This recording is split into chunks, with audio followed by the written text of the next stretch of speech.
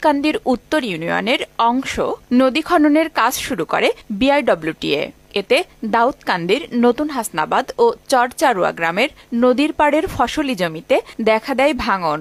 ফসলি জমি এবং বাড়িঘর রক্ষার্থে ড্রেজিং বন্ধে একাধিকবার মানববন্ধন ও লিখিত আবেদন জানান স্থানীয়রা। আমাদের নদী গর্ভে বিলীন করে দিচ্ছে, আমাদের বসবাসের প্রায় অনুপযোগী হয়ে যাচ্ছে।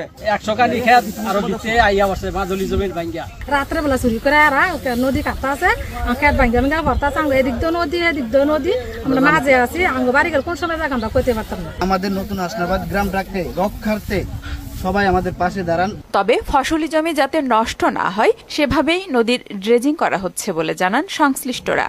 বলেন, ডিজিটাল অটো সার্ভে দ্বারা পরিমাপ করেই নদী খননের কাজ চলছে। ফসলি জমি নষ্ট করতেছি না, আমাদের নদীর যে অ্যালাইনমেন্ট আছে, আমাদের ডিজিটাল সার্ভে আছে, ওই অনুযায়ী আমরা কাটিং করতেছি। তারপরে জনস্বার্থে আমাদের 50 ফিট ছেড়ে দিয়ে আমরা কাজ করতেছি। দুই পারের জমি রক্ষা করেই যেভাবে ড্রেজিংটা চালানো যায় সেভাবেই আমরা চেষ্টা করব।